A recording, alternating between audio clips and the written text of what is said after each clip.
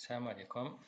Donc, dans cette vidéo, on va essayer de résoudre l'exercice 10, la série numéro 3, calcul matriciel déterminant système linéaire.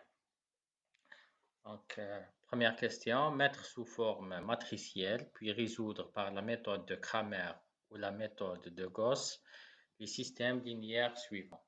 Après, on va préciser si chaque système est un système de Cramer. On commence par le premier système. Donc, comment on écrit sous forme matricielle? Donc, dans la forme matricielle, on a la matrice A fois le vecteur grand X, c'est le vecteur des variables, égale B. B, c'est le résultat des équations. Donc là, les coefficients multipliés par X forment la première colonne. Donc 2, 3, 1 dans la matrice A. Les coefficients de Y forment la deuxième colonne, 3, 5 et moins 2.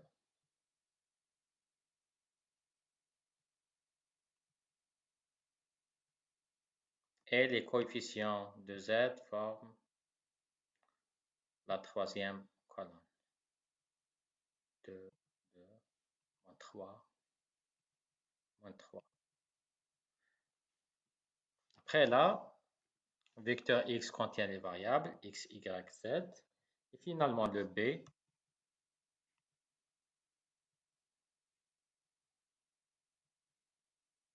le résultat des équations.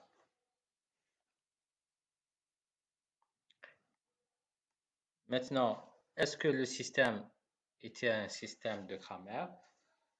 Première chose, on doit calculer le déterminant de A. Donc, on sait calculer le déterminant de A, on l'a calculé plusieurs fois. Donc, le déterminant de A égale 22, il est différent de 0, donc le système est un système de Cramer. Ça veut dire que le système admet une solution unique.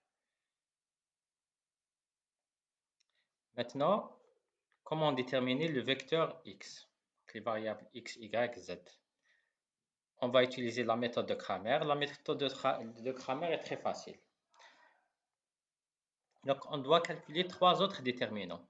On les appelle déterminant de A1, déterminant de A2 et déterminant de A3.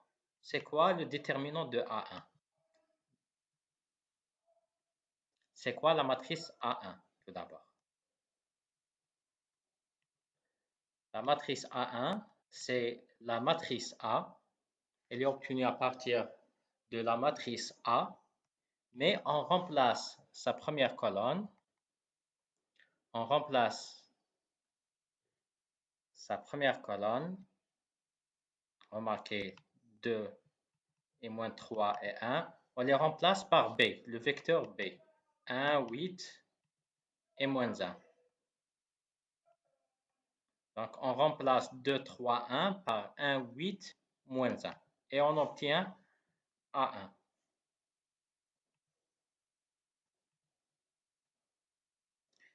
A2, même chose. On remplace la deuxième colonne, qui est 3, 5, 2, par 1, 8, moins 1. Et A3, on remplace donc la matrice A, c'est la matrice A, mais on remplace le troisième vecteur par moins 1, 2, moins 3. On remplace la troisième colonne, moins 1, 2, moins 3, par B, qui est 1, 8, moins 1. Et on calcule le déterminant. Là, c'est l'explication. A1, c'est la matrice obtenue à partir de A1 en remplaçant la première colonne par la colonne du second membre, B. Donc là, on remarque que A1, on a le vecteur B au lieu de la première colonne. A2, le vecteur B au lieu de la deuxième colonne. Et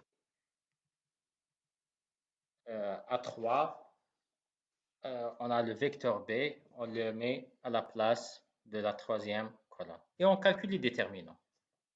Donc, le déterminant de A1 égale 66, déterminant de A2 égale moins 22, et le déterminant de A3 égale 44. Maintenant, les solutions, c'est, on a X, parce que c'est la première variable, donc c'est le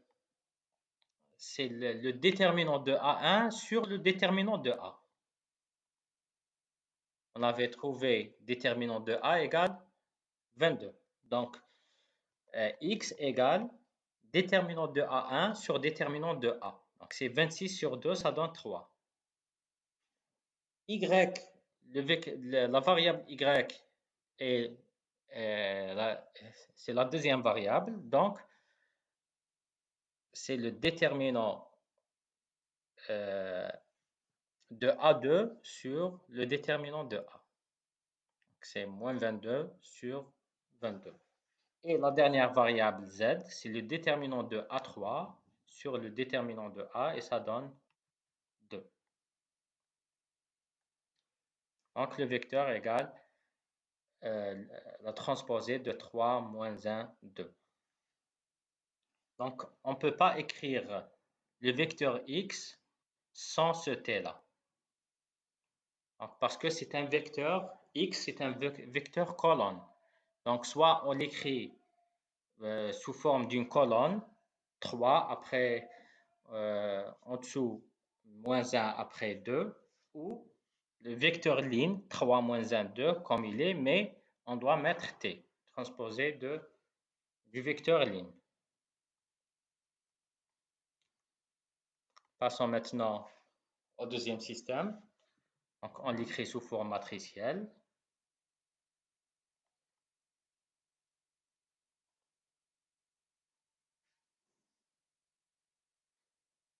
Donc là, on remarque que si A égale moins 1,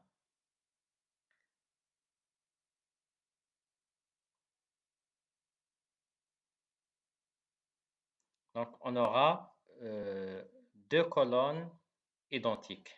1, 1, 1. On aura 1, 1, 1 et 1, 1, 1. Donc le déterminant est nul parce qu'on a deux colonnes identiques.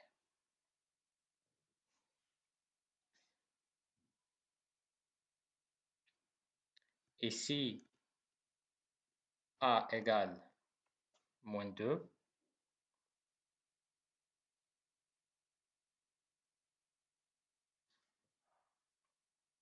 donc on aura deux lignes identiques.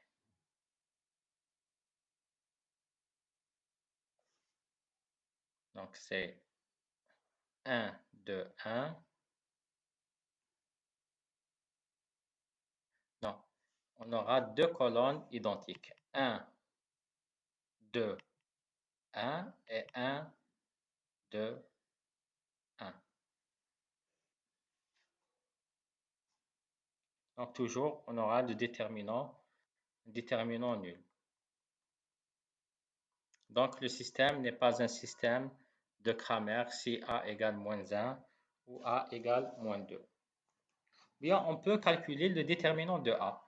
On calcule le déterminant de A, on va trouver qu'il est égal à moins A plus 2 fois A plus 1. Donc le déterminant est différent de 0 si seulement si A est différent de moins 2 et A est différent de moins 1. Donc le système est un système de Cramer si seulement si A appartient à R moins 2 et moins 1. On élimine les cas où A égale moins 2 et moins 1 parce que le déterminant va être nul. Donc le système ne sera pas un système de Cramer. Donc maintenant, si A est différent de moins 2 et moins 1, donc on va essayer de, puisque c'est un système de Cramer, alors on a une solution unique. on va utiliser la méthode de Gauss. Donc, la méthode de Gauss, on met à gauche la matrice A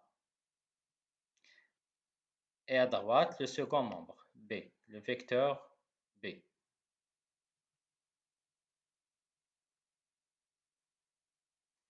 Après, on doit échelonner la matrice. Donc, on doit transformer la matrice A en une matrice triangulaire supérieure, supérieure ou inférieure. Et bon, nous, en général, on transforme la matrice en une matrice triangulaire supérieure. Donc, on doit avoir 0 ici, 0 ici, 0 ici, sous la diagonale. Les mêmes opérations qu'on applique sur A, on les applique sur le vecteur B. Maintenant, pour avoir un 0 ici, donc on doit combiner entre la ligne du pivot, le pivot c'est 1, et la ligne concernée par le 0. Donc c'est 2, pour avoir un 0, c'est 2 moins 2 fois 1. On applique ça sur toute la ligne, y compris les deux éléments du vecteur B.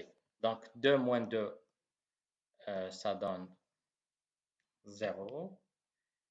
1 moins 2 fois 1, ça donne moins 1. Moins A moins 2 fois 1, ça donne moins A moins 2. Et 2 moins 2 fois A, ça donne 2 moins A. Même chose, pour avoir un 0 ici, donc c'est L3 moins L1 directement. 1 moins 1, ça donne 0. Moins A moins 1, ça donne moins A moins 1. 1 moins 1, ça donne 0. Et 1 moins A, ça donne 1 moins A. Très bien. Maintenant,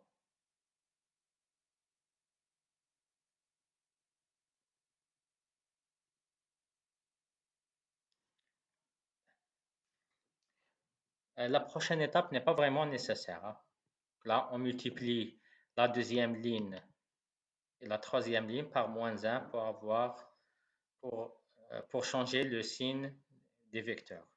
Donc, ça n'est pas vraiment nécessaire. Ça aide seulement à simplifier les calculs après, par la suite.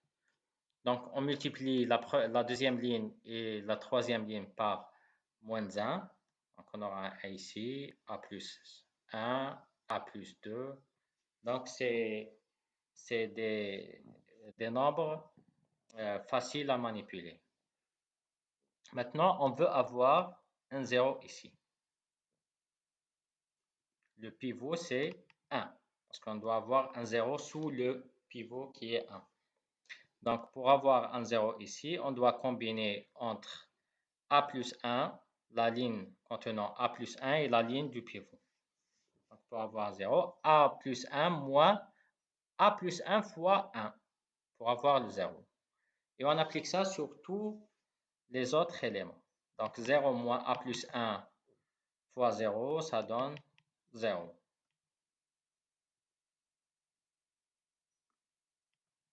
A plus 1 moins A plus 1 fois 1, ça donne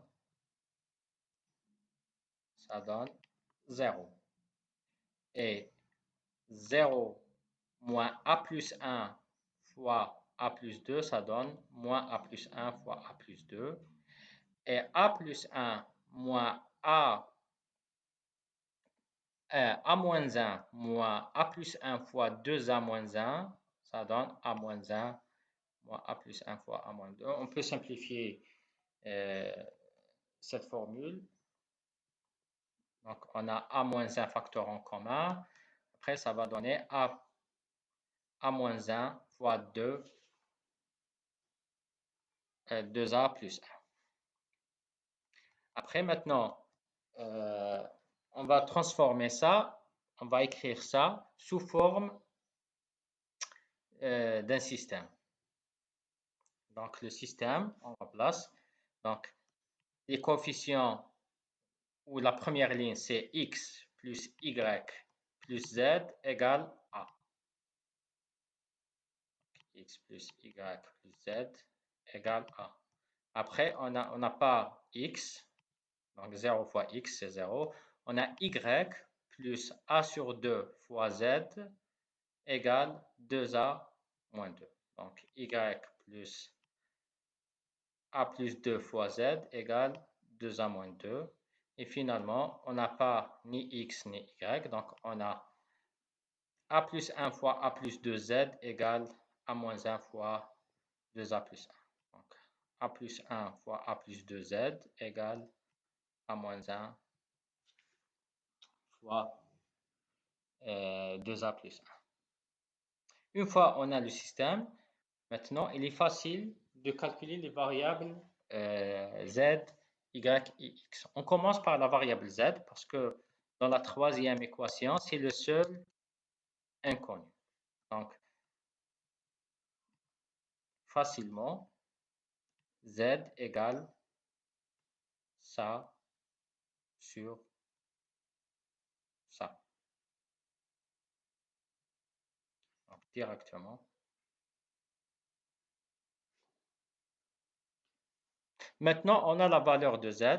C'est pour ça qu'on a échelonné la matrice. Parce qu'après, on va avoir dans la dernière équation une seule variable. Après, dans l'avant-dernière équation, on aura deux variables telles que la deuxième variable ou la deuxième variable va être calculée comme cet exemple. Donc, la dernière équation contient seulement z. L'avant-dernière, elle contient y et z. Mais puisqu'on a y, on peut calculer z. Après, l'équation suivante, on aura trois variables avec deux variables déjà calculées. À chaque fois, on aura seulement une seule variable à calculer. Donc là, on a z. La deuxième équation,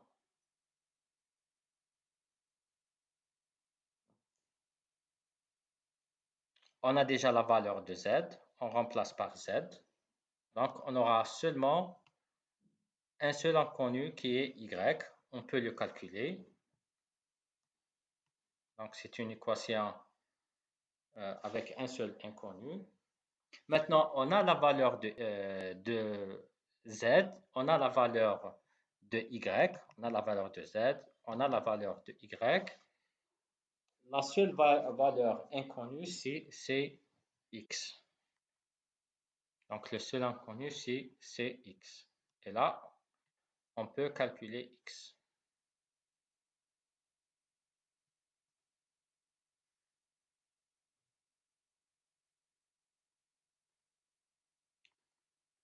Maintenant, c'est bon. On a la valeur de x, y et z. Tout ça, si A est différente, si la valeur de A est différente de moins 1 et moins 2. Maintenant, si A égale moins 1, on remplace, on aura 0 égale 2.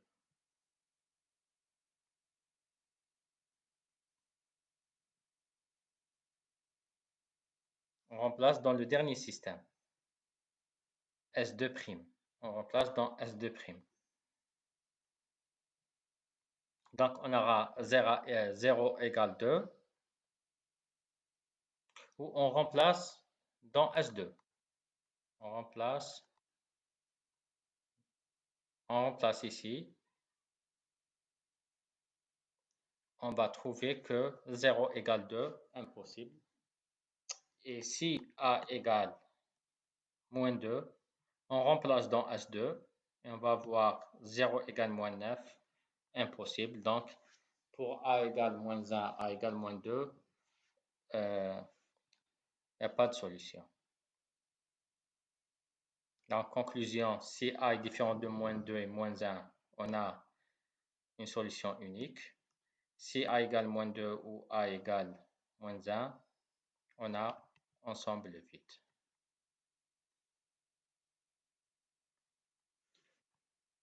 Troisième système. Dans le troisième système, on remarque qu'il y a plus d'inconnus que le nombre d'équations. On a 3 équations et 4 inconnus. X, Y, Z et T. Donc, c'est une matrice rectangulaire. Elle admet, le système, il admet soit une infinité de solutions, soit aucune solution. Donc, soit aucune solution ou bien une infinité de solutions. On calcule tout d'abord le rang de la matrice. Donc, on doit échelonner la matrice.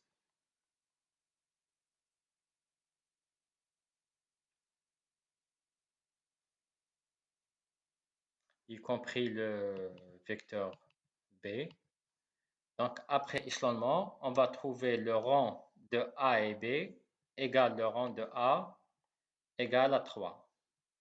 Donc, d'après le résultat que vous avez vu en cours, le système admet une infinité de solutions.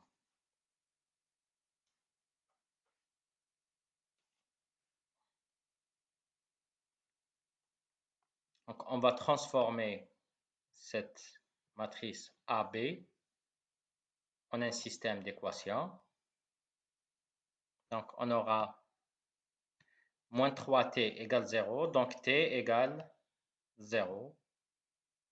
Après, on remplace la valeur de t ici. On aura la valeur de z. On va trouver que z égale moins 1 sur 2. Après, on remplace la valeur de z. On remplace la valeur de z dans la première équation. Donc, on a la valeur de t et la valeur de z. Il va nous manquer la valeur de x et y. Dans la dernière équation, ou cette première équation, on aura deux inconnus. Donc, on aura x plus 2y égale moins 1 sur 2. X plus 2y égale moins 1 sur 2. Comment on écrit ce système? Donc, on peut écrire le système par rapport à x ou par rapport à y. Donc là, on met x pour n'importe quelle valeur de x et on calcule x, on calcule y par rapport à x. Donc là, on a x plus 2y égale moins 1 sur 2. Donc y égale moins 1 sur 2x moins 1 sur 4. Donc, au lieu y, on va écrire son équivalent en fonction de x. On a y égale moins 1 sur 2x moins 1 sur 4.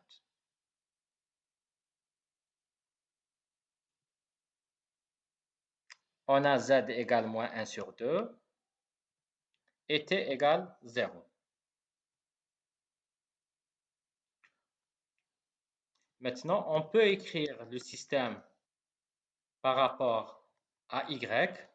Donc, au lieu, à la place de x, on écrit son équivalent par rapport à y. Donc là, on a x égale moins 1 sur 2 moins 2y. Donc, c'est moins 2y plus 1 sur 2, entre parenthèses. Donc, x égale moins 2 moins 2y moins 1 sur 2. On le met ici. Et là, pour n'importe quelle valeur de y, et on a z égale moins 1 sur 2 et t égale 0. Et c'est la fin de l'exercice.